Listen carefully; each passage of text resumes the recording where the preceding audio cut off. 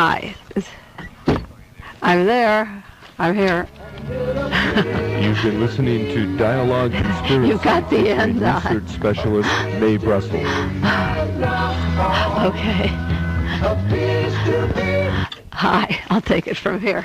This is Mae, and it's Dialogue Conspiracy. Welcome again to the program. I hate to bring so much gloom to you this beautiful day, the end of the Labor Day vacation, but it's been a hard weekend. I look at the newspaper and I get depressed at all the news coming in, so there's no reason why I should suffer alone. I think I'm going to share it with you today. Last summer, when the men were arrested at the Watergate Hotel, I was rather excited. I thought that the ability to stop a police state or military coup in this country would be possible with some high-level members of the CIA and the White House caught and arrested, and that the system would break down and be exposed for everybody to see. But so much of the corrupt government has been exposed so fast that it's very difficult to take each single issue and assimilate it, so that while people are trying to absorb the day-to-day shock of the White House plumbers or the enemy list or the logs that the president has where he wiretapped conversation, or the perjury, or the corrupt practices and extortion and bribery and forging, while everyone is taking in these various crimes, and now with the vice president being almost on the verge of being indicted for extortion and bribery and other charges, when he was just the governor, they're eliminating the charges while he was the vice president. With all that coming in, it's hard to read the small print behind the conspiratorial news, but the print rolls along, and every day it seems to be, at least for me, more depressing than ever, because the things that were planned for the United States government after 1972 are going into power, but they're being concealed while the Watergate news takes the headlines. You heard on the news this evening that the vote for the death penalty bill will come before the Assembly in Sacramento this week. The Supreme Court in California outlawed the death penalty. A Mr. Mitchell, a black man, the last person killed on death row, claimed that he was innocent. He screamed that he was innocent, and he was killed anyway. The Supreme Court was overruled. There was a lot of illegal manipulation by the Attorney General, Evel Younger, to get the death penalty on the ballot, and it won. In the last election, the people of California said, yes, we need the death penalty. The people that support the death penalty now have signed up with J. Walter Thompson, the advertising agency, to push through advertising on the beauty of being a policeman and law enforcement as against those criminals out there. J. Walter Thompson represents the law enforcement now in California. The death penalty bill was voted by the people in California, but they didn't say, they said that there would be death penalty, for that it would be possible to take a life in exchange for a life. That's what was on the ballot. But in the meantime, a member of the Senate, Senator George Demigian, built himself a beautiful death penalty bill, which is mandatory death penalty for certain crimes, which he wanted, and no judicial review. Well, the way the judges are appointed by men like the Governor Ronald Reagan, or political appointments where they're known racists, or they approved of the genocidal war in Asia, and they have no consideration for the black prisoner, the Chicano, the underdog, political prisoner, the chance of going through the courts and getting off is so slim. And if they get it guilty, it's no judicial review. Now, there are mandatory death on many charges, 14 charges on this bill. And Robert Crown in the Assembly in California Senator Crown did not approve of this bill, and he was killed jogging. He had the deciding vote in the House Judiciary before it goes to the Assembly. He was killed this last spring while he was jogging, and I believe that was a murder. And so the deciding vote was left dangling, and a man was appointed, Mr. Dixon, to become member of the Judiciary, and he was forced to water the bill down to a degree that it would go before the Assembly for a vote this coming Thursday or Friday. I was so depressed. I never, very seldom go to bed when I'm depressed. I get angry or think of something to do, but I tried to sleep this one off last week because I have been writing to a lot of prisoners in Soledad, San Quentin, Folsom, who are innocent of charges. I'm trying to get lawyers for them. I'm trying to collect the evidence. There's men who'd be on death row who didn't commit the crimes they did, and it breaks my heart to see how these men are railroaded. And even Charlie Manson, who didn't kill any of the people in the houses of the Bianca family or the Sharon Tate family. Engineered by Army intelligence. His bus came from Sacramento money. He was funded at Spawn Ranch and Barker Ranch. He was a protege of L.A. Peter Pitchess, the sheriff, and the sheriff's department. They let him have everything he wanted until he did the killing. After some people picked him up, he was released from Spawn Ranch from the police authorities and sent to Barker Ranch, and by a fluke, he was arrested. Charlie Manson didn't kill these people, and a Texas boy named Charles Watson did all of it, and because his name isn't associated with those crimes, he'll be out someday, and Charlie will not be. Sirhan Sirhan did not kill Robert Kennedy. A man named Thane Caesar killed Robert Kennedy. He was a security guard, the same ilk as John Caulfield, who was a security guard working for the White House and the Treasury Department that you see with Mr. Laswitz and Mr. Kalmbach and their secret funding. The White House plumbers, the same man, Thane Caesar, was a plumber. He was a maintenance man at Lockheed. He was a plumber, incidentally, isn't a man who finds leaks because of National Security Council. It's a name used by the Central Intelligence Agency for just that purpose, to fill in certain spaces that they need, and it's an activist role. It is not a patchwork job. Plumber is an espionage term. Thane Caesar is out free, living somewhere in Van Nuys, California. The gun that pulled Robert Kennedy was 1 inch from the back of the head. He's out free. Well, I got up Saturday night. I went to bed, and I couldn't sleep, and I got up, and Saturday morning, I wrote 60 letters from morning till night. I just made up my mind that I would write to every member of the Assembly, every Democratic member, and some of the Republicans, because Mr. Demesian is counting on, he said, some Democrats to vote along with him on this bill. So I personally wrote a letter to every single one of these men, and I found no other way to spend my weekend but to do that and say, are you the Democrat that's going to be dumb enough to keep continuing this fascist state in this country? And I listed a few of the innocents that I knew that were on death row or would be dead. And the outrage of Joseph Jenkins is another prisoner. I went to see him a few weeks ago up at San Quentin. Louis Tackwood gave the testimony in L.A. for Jenkins, and he didn't kill anybody. And the man who killed and raped a particular woman has signed, in Marin County, has signed a paper. He's at Folsom Prison saying he did it. And it would be a matter of getting an attorney, which I'm trying to do, to get Joseph to be able to live again and out on the streets again. So if you listen to this program, and if you care at all, please write and send it airmail, because tomorrow's Tuesday. They're going to vote on Thursday when they get up. So pick up a telephone for $1.25 and wire the assemblymen. You must know who the ones you care about: Alan Cerroti, Mr. Bielenson. There's a whole list of good ones up there.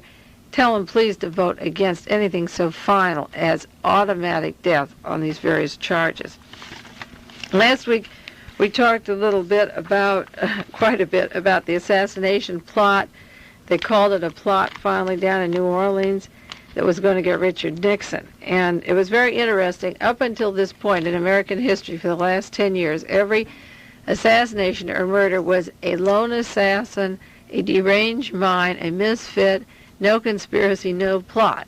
But the script has changed now, and Richard Nixon was supposed to be in danger. If you saw Time magazine this week, I brought it in because they referred to the New Orleans plot in the article, the alleged plot. They used the word a plot, and the connections, and they used the word plot a third time, and I circled it, and the conspiracy.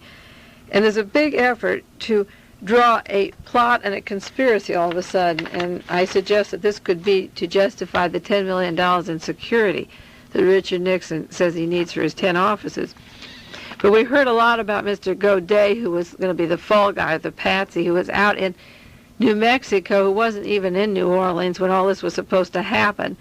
But it's interesting, in the week since we met and shared our thoughts together, a woman who had tipped off that Godet was going to kill Nixon turned out to be a member of the Ku Klux Klan, a female member of the Klan. There was a tip-off at the time Lee Harvey Oswald was arrested.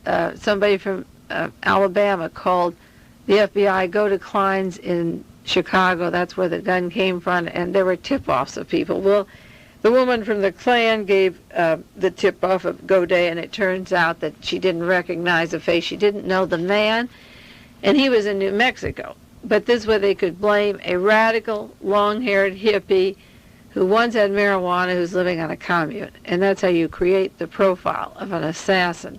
The man said he had a gun because he thought he was going to be killed, and they were chasing him. Well, that's not very far-fetched when you think that Lee Harvey Oswald and Jack Ruby were killed, both in the Dallas jail. So why wouldn't you kill a hippie on a commune?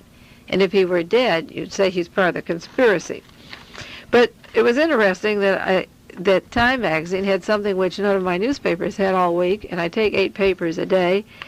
It said that in regards to the plot, they referred to the Panther plot, which turned out it didn't exist at all. They referred to Godet, but this Time had something else. It said the first incident that made them think it was a plot concerned several white men, all said to be armed, who were reportedly moving into the Parkchester Apartments, a low-rent black housing complex in northern New Orleans.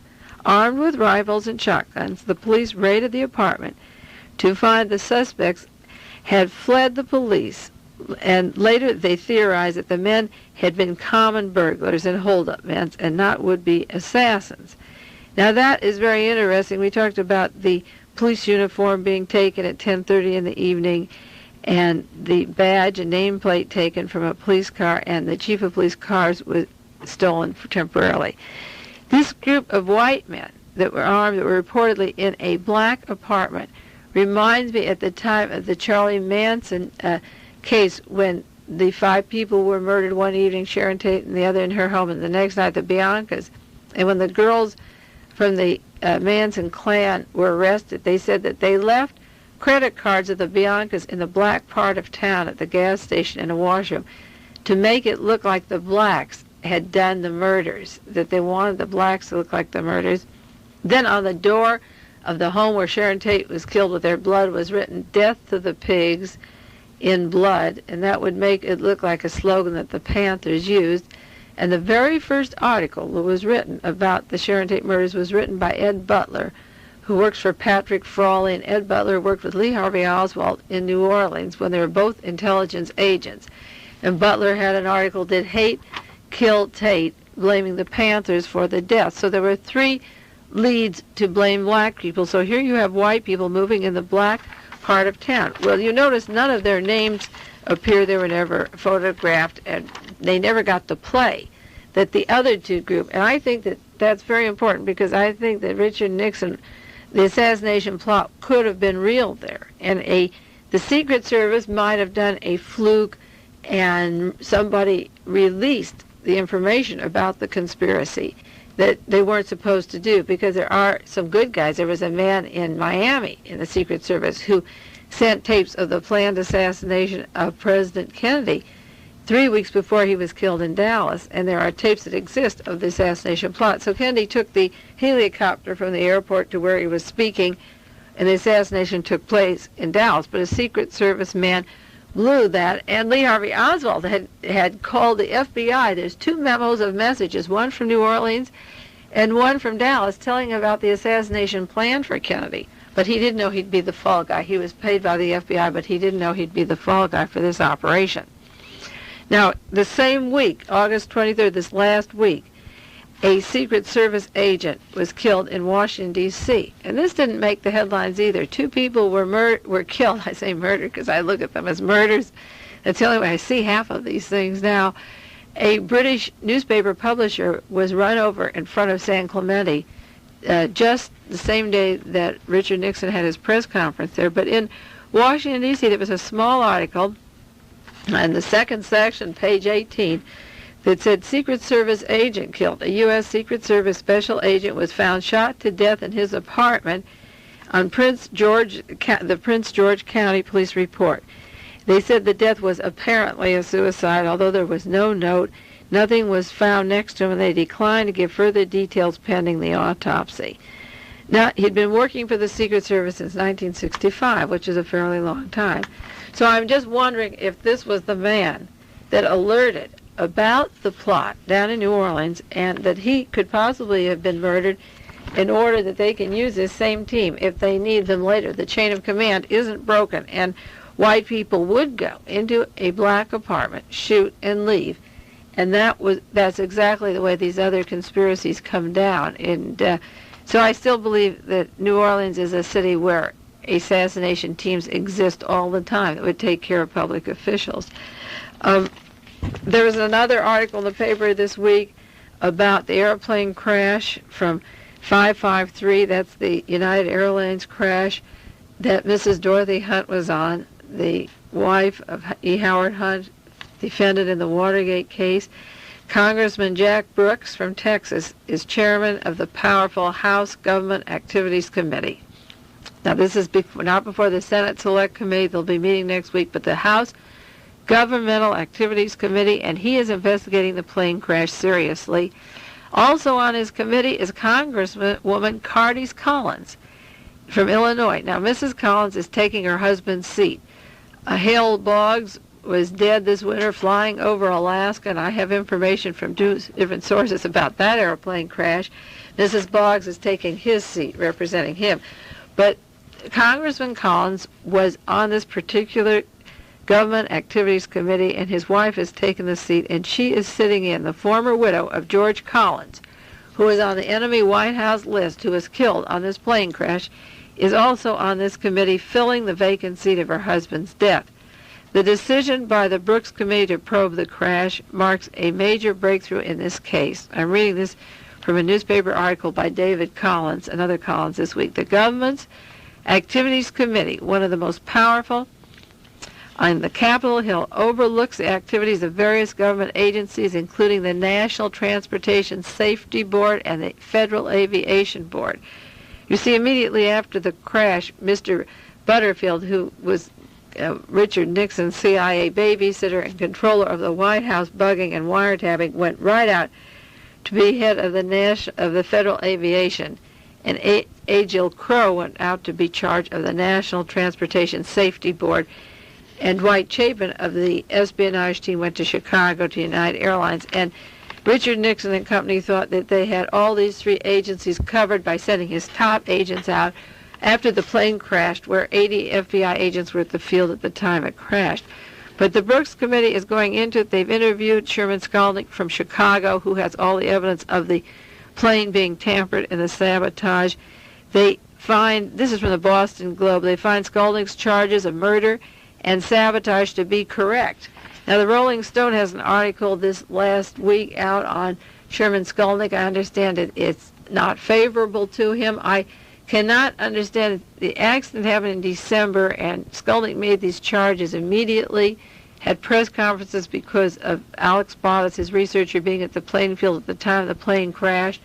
We're going into almost a year later. This is the first week in September. The government is a standstill at this case, so I don't know why the Rolling Stone has to have an article putting down Sherman Skolnick's efforts when he's doing so much to bring it out. I think we should stay objective and examine the evidence, because Congress is holding this evidence. The Boston paper went on to say that the Brooks Committee have interviewed Sherman Skolnick and Alex Bottas over the July 4th holiday when most people were vacationing. They were working, and they have information. And what the article says, on the steps of the Capitol, Skolnick accused President Nixon of complicity in covering up the murder of Mrs. Hunt.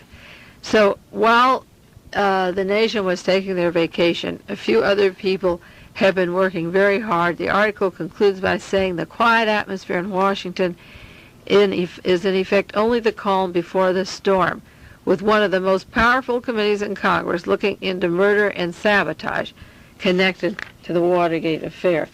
The article I finished for the Realist mentioned 7 people that were murdered connected to the Watergate affair that only handled the money part of it, transaction of money. Mrs. Hunt was one of them. It doesn't include all the other passengers on that airline that went down with Mrs. Hunt. I read in the LA Times, I'm going to jump now to another subject that's also depressing.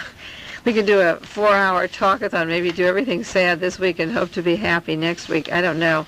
I read in the paper that the Chicano Party in Los Angeles wants to put a governor on the bill for the next California elections. La Raza is a Chicano group of Mexican Americans that hope by 1974 that they can get a governor. Now, it's very interesting. Wherever 4 Chicanos got together politically, they were infiltrated by a ratio of 2 to 4, just like the Vietnam veterans against the war. They were completely infiltrated with agents. And all of a sudden, they have gotten themselves 67,000 eligible voters to get themselves registered.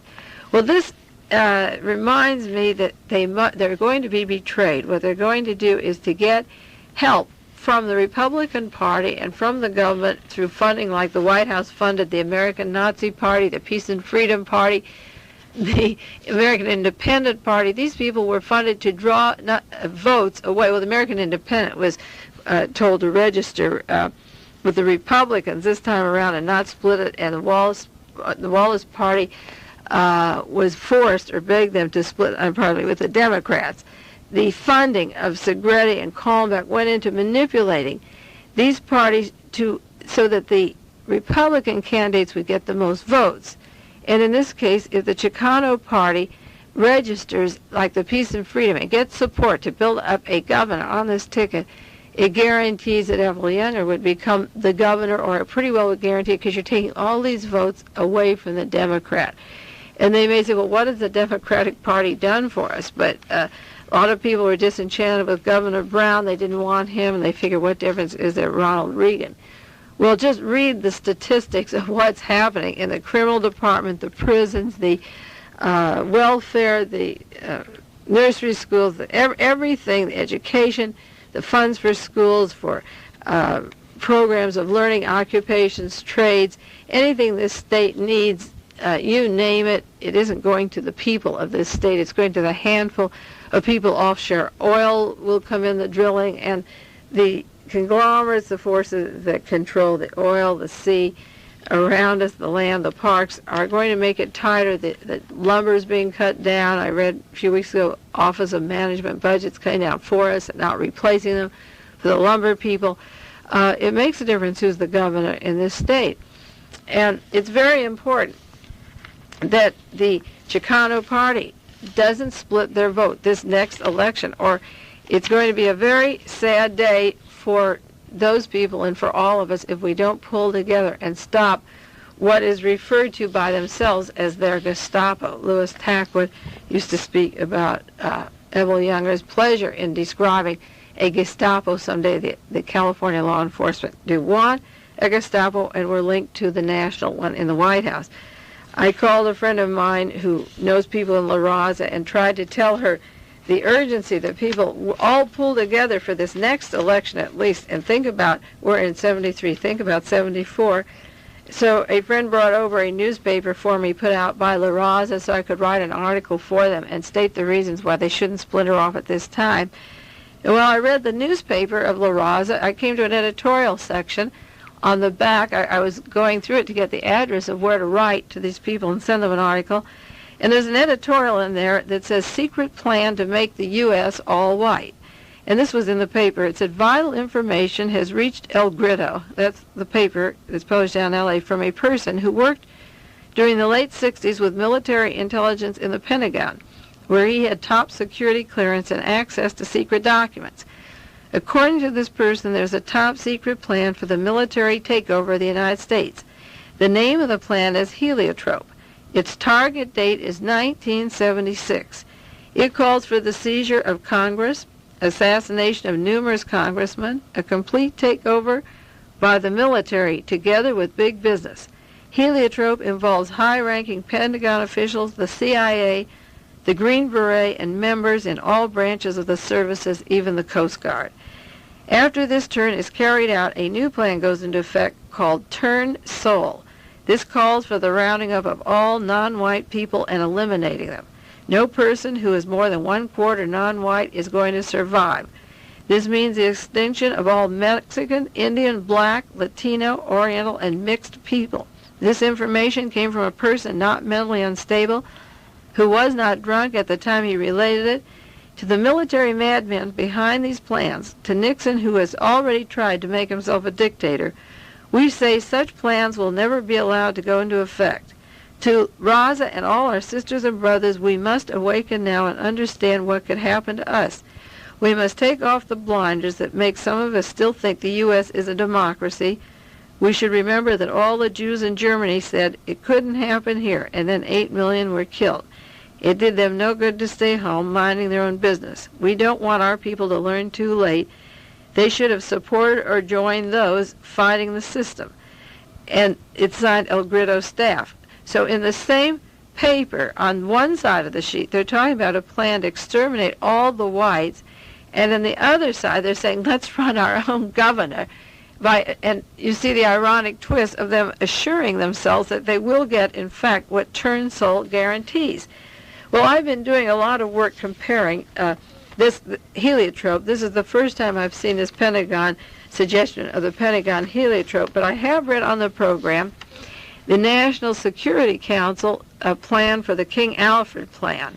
Now, I don't know, it's been a long time, maybe a year or two, since I read that on this program. But I'll read it to you now because of the trial coming up at San Quentin, of the San Quentin Six, and the Monterey Herald and the New York Times have Tom Wicker's story of the Attica trial in New Jersey, riot, trying 2 people for a riot that killed 23 blacks in New Jersey, and the extermination of the blacks is moving back. It's moving ahead at such a speed that I thought I would just mention again this King Alfred plan, which is written up. It was printed in a book, The Man Who Cried I Am, by John Williams. But I have a copy of it that didn't come from the book. This one is photographed, and it isn't from the book copy. This is supposed to be from the National Security Council. It's called King Alfred. It says, in the event of widespread and continuing and coordinated racial disturbances in the United States, King Alfred, at the discretion of the President, is to be put action immediately. Participating federal agency is the National Security Council and the Department of Justice. It involves the CIA, the FBI, the Department of Defense, and the Department of Interior. Participating state agencies under federal jurisdiction with state police and National Guard. Now remember how the National Guard come in at New Jersey, at Attica, at Kent State, and they're doing these massacres. And remember the interagency plan in 1970 that was put into effect that Richard Nixon signed. The King Alfred plan is a systematic way of getting rid of all the blacks in the United States, and it goes down the line. I don't have time now. I'll go back to it, but I want to read another letter I wrote this weekend. But the plan is broken down. It's that even before 1954, when the Supreme Court of the United States of America declared unconstitutional separate educational and recreation facilities, racial unrest and discord had become a part of the American way of life. And that way of life is repugnant to most Americans. So since 1954, there's a solution to end minority racial war, and that emergency, when it comes, will take the total involvement of 22 million members of that minority. And I have a copy of a map where it's broken down into districts: the Capital Region, the Northwest, the Southwest, the Great Lakes, the South Central, the West Coast, the Southwest Region, 10 geographical areas. Their dossiers compiled on the leaders of the organizations. They are studied in Washington, and they have government posts, and they promise to get rid of them. Now, they have listed under 24-hour surveillance the Black Muslims, the Nonviolent Committee, SNCC, the Congress of Racial Equality, the Group for Advanced Leadership, Freedom Now Party, and there's 12 organizations where the leaders would be detained. Well, when you add up Medgar Evers and Malcolm X and Whitney Young and Powell and Congressman Powell and the group of black leaders, Eldridge Cleaver kicked out of the country and George Jackson murdered, this is a very detailed plan on what to do right down to 0 hour, from the 8th hour down to the 0 hour, signed by the Secretary of Defense. These two documents, in light of, if I'd said them a year ago, and I did read the King Alfred plan a year ago, you would say that's crazy. She's a crazy woman. But when you see the plans that went into operation at the White House that were exposed just by the John Dean papers. Can you imagine how much more there is to reveal? I'll go back maybe to the King Alfred plan, but I want to read a letter I wrote to you. I wrote 7 of them today to members of the California Supreme Court. If you want to write to your assemblyman again about the death penalty or send a wire tonight, it would be appreciated. I think you should say in the letter again that there's innocent people. Nothing like this should be mandatory. But there's another thing coming up before the Supreme Court, a decision this week, September the 7th, regards the San Quentin Six, and it's a request by Hugo Pinell, whose name I mentioned on the program many times, to have the shackles removed from him at the San Quentin Six are going to trial on the George Jackson shootout that day where 2 guards and 3 inmates were killed. And these men go to court with chains so tight on their wrists that their wrists bleed, and their legs are chained together, and there's chains around their groins, and their necks are chained, and their hands are chained to their sides, and they're chained to their chairs, and then they're behind glass partitions, and they're dropped when they're chained and when they're moved, and they're provoked with verbal assaults, physical assaults. They're beat up in the holding rooms. And Hugo Pinell has said that his rights, speaking for the others, he's asked the state Supreme Court to remove those shackles, that they violate his constitutional rights. And he's put in a plea for their pretrial hearing that will come up this Friday, September the 7th. So I wrote letters today, this morning, from 7 this morning until I came into the studio, to every member of the California Supreme Court. And with those letters, I sent a package with a few articles. And I'll read you what I wrote to them, and just mention the articles that are enclosed. And this is what I said to them. This is the Dear Justice Burke. And I sent one to Mr. Tabrina and Mr. Wright and Mosk and so forth. And this is what I wrote. And you might write to the justice, any justice of the Supreme Court, or go to your library and get the list of all of them if you're so inclined, and follow this up if you want to. I'd appreciate it if you would.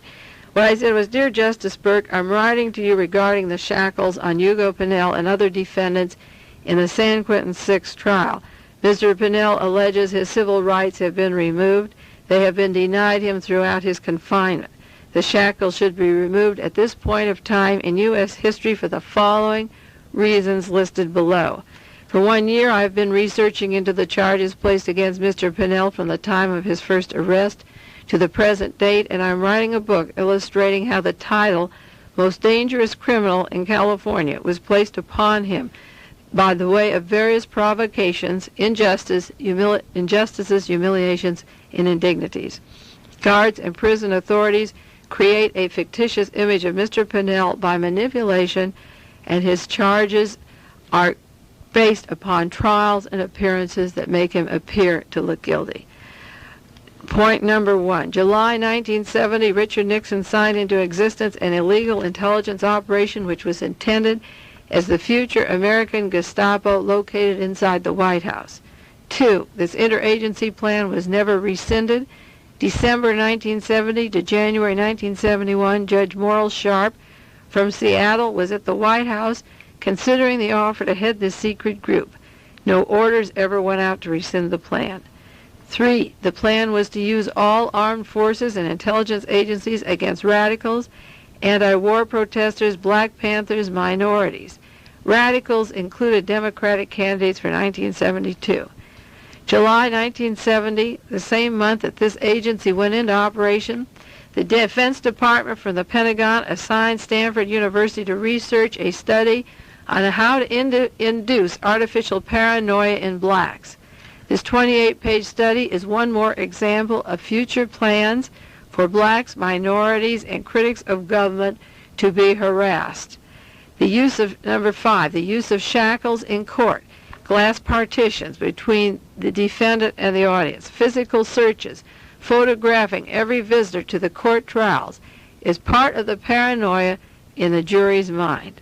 6, an inmate was testified that he was paid $1,000 to stage a jailbreak in San Jose to affect the jury of the Angela Davis trial.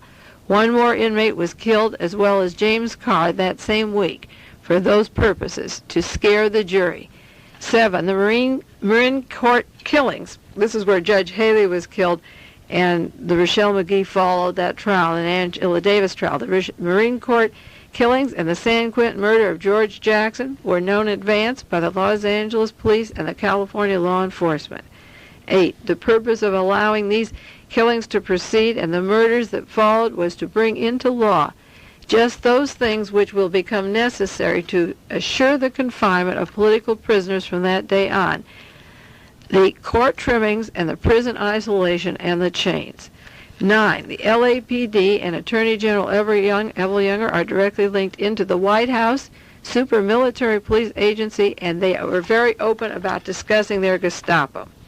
10. In mid-October 1971, Chief of Police Davis from Los Angeles, LA, Davis, former CCS Criminal Conspiracy Section Officer Daniel Mahoney, former LAPD in charge of CCS Robert Keel, and LA Special FBI Agent Edward Birch had secret meetings in San Bernardino, California that related to those Gestapo plans titled Squad 19 for the California element.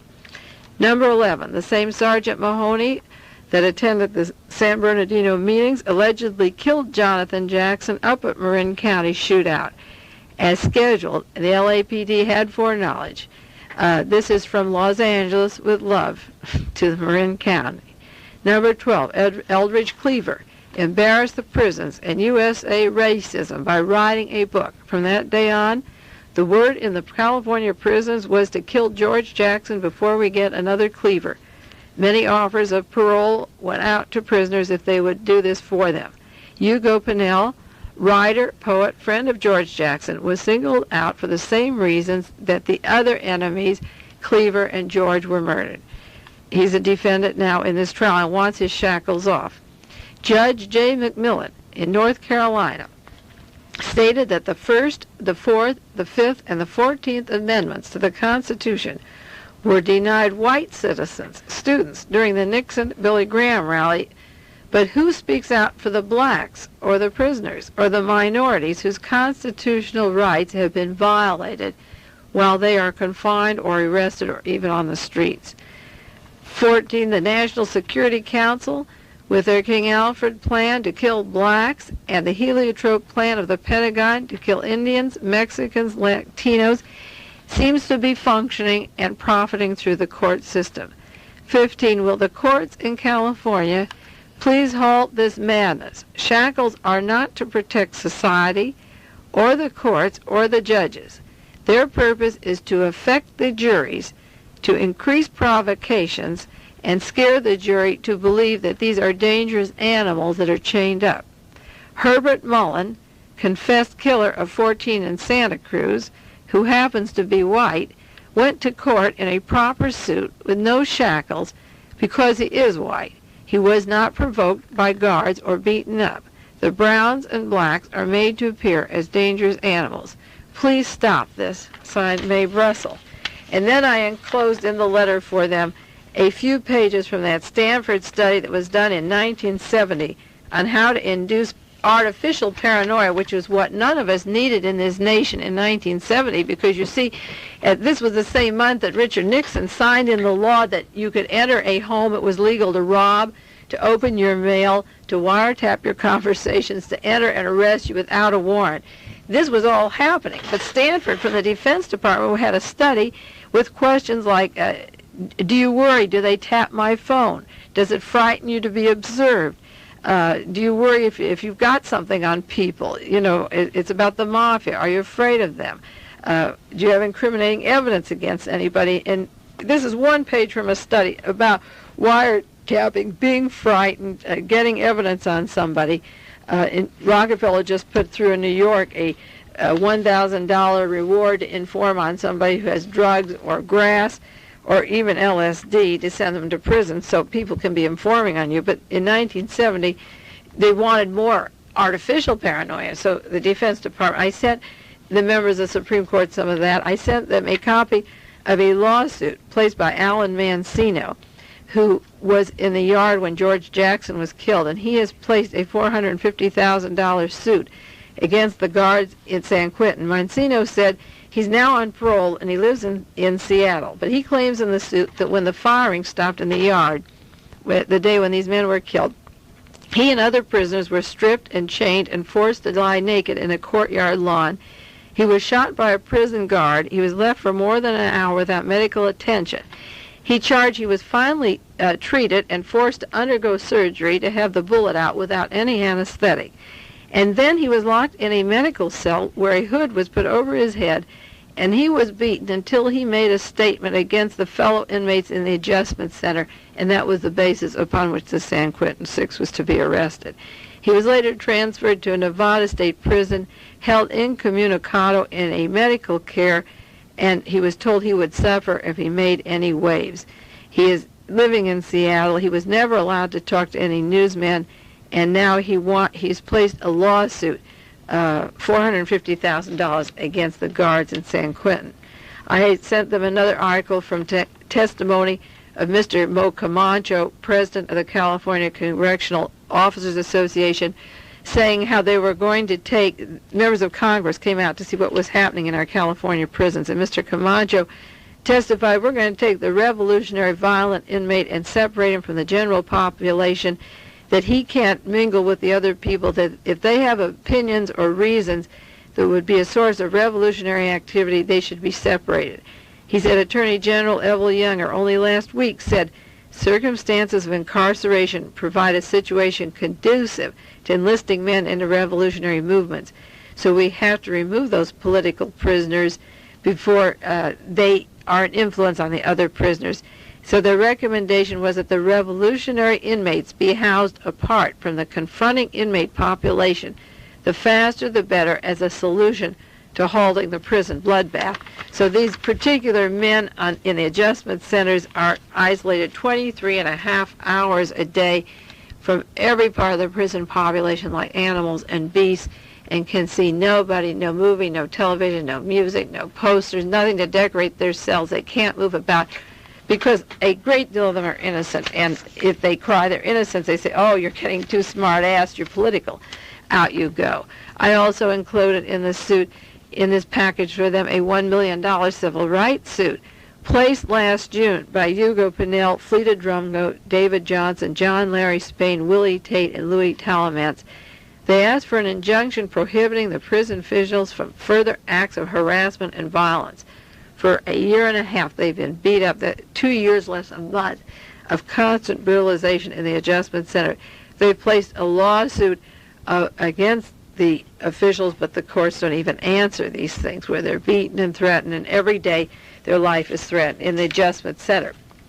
I sent a copy of the decision of Judge James McMillan down in North Carolina on the constitutional amendments that were denied people to assemble at the Billy Graham meeting with President Nixon, and saying if those were denied, these white middle-class students, imagine what's going on in our adjustment center. And then I enclosed an article, a study that was done by Philip Zimbardo from Stanford, who simulated prison conditions, confinement, a guard and a prisoner with middle-class white Stanford students. It was to last 2 weeks. At the end of 1 week, they had to stop the experiment because the students became so violent and in state of shock and rash and pain and hurting and beating each other. The guards took on the role of being brutal, and the prisoners became depressed and violent and aggressive, locked up. So after 6 days, these people couldn't stand the experiment. This was done for the Navy, and he's been getting a lot of write-ups. And Zimbardo, I wrote to him, said he would testify at one of these trials for the men. But Stanford students couldn't stand the confinement that these men have had for, well, Hugo Pinnell's been in prison 9 years, and since the George Jackson shootout, it's been 2 years this July. But they come in like drained like animals, beat with skin searches. Every bit of them is examined physically, and they have to be naked and spread their behind, and they pull their hair and do everything when they leave their cell just to get the chains on. So there's nothing that they could do in the courtroom when they're not allowed to walk in and let the jury see them as human beings at all. They're just, the zoos have more natural habitats than our prisons, and so that's what's been going on in my head. I've been writing a lot of letters, and I feel very badly because America can't see that what is happening to these people is being done by the most evil forces that have been on this earth, and they not only brutalize innocent people, but the negative feelings around everyone is so low who knows these people. You can't offer any hope to them or their families, and the community becomes deadened by this kind of thing, and then eventually it meets in your own community and people are taken away that you know, and you'll feel badly someday that you didn't act. If you say, how did it happen in Germany, just go your mirror and take a good look at yourself and say that they're no different in Germany than they are in the United States or in Carmel, California, or in Santa Cruz, or wherever my voice is heard. You're no different than they were there if you're not doing anything, because there's so much to be done, and you've got to start doing something. I read a book review. It's a book called The Plot to Seize the White House, published by Hawthorne Book, and it's going to be coming out 1973, this year, I guess in the fall, by an author by the name of Archer is writing about it. And this is the story of General Smedley Butler, and it tells the plan in 1933 and 34 to take over the White House, to take control. It was the year when Hitler, right after Hitler got into power in 34, and Mussolini was going into power in Italy, and the Versailles Treaty had been broken, and the secret police and the army had rearmed Germany. This was the year that Whittaker Chambers met Alger Hiss, who was fighting the rearmament of Germany. And this is the story of an outstanding soldier who had 2 Congressional Medals of Honor and was awarded for heroism, who believed in America, the DuPonts and Morgans and a few wealthy bankers and financiers came to him, a man by the name of McGuire, who had $30 million, and was willing to invest half of it to save his other half, who believed that we should go like Italy. Franco was taking over Spain, Hitler was in Germany, and he believed that they should use Butler as the front, because he was such a distinguished soldier, as a front to a military takeover in the United States. And the plan was to use Butler and have him use the veterans organizations. And I use that now because I think of the prisoner of war and the 1976 slogan that was going to be so popular with taking over the United States, and the playing up of the Vietnamese war, the heroes being the prisoners of war and everybody else forgotten. They're getting double bonuses and early retirement, and the other GIs getting practically nothing. And I'm watching, like Richard Nixon speaking to the veterans of the foreign wars down in New Orleans, if one of his rare public speeches at the Veteran of Foreign Wars. And the same people that put Hitler into power, some of them are still around, and their influence is around. In the White House, where I'm reading also the book The Secret Team by Prouty on the operations of this team to influence White House decisions and State Department appointments, and George Bundy, and the whole team that took over the Vietnamese War and the killing of Kennedy and Diem. And the framework from the 30s is still very much operating. All these operatives aren't dead, unfortunately, and their way of thinking isn't dead.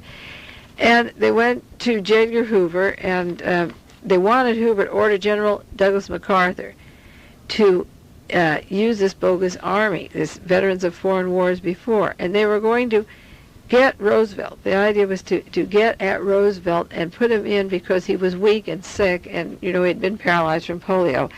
And then get second in command under him. And Gerald McGuire was the man who would work the American Legion up and was offering hundreds of thousands of dollars to Mr. Butler, who went along with the plan and got a friend to listen to it. And then he took it to a congressional committee on February the 15th, 1935, before the McCormick-Dixon Committee in Congress, and brought out the fascist organization plan for the takeover of this country. And what happened? The press buried the plot story. The Department of Justice prosecuted no person. And the high crimes were written off. They could have been prosecuted. The Civil Liberties Union said that these people could have been brought to court, but everything was hushed up.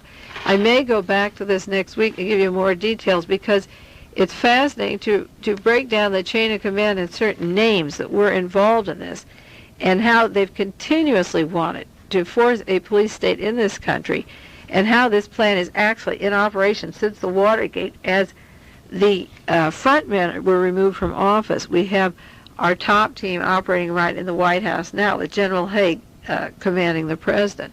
Well, I see our time is up, and I'll see you next week, and I hope I can be more cheerful next week. Every time I say that, it gets worse. Okay, take it away, Dave.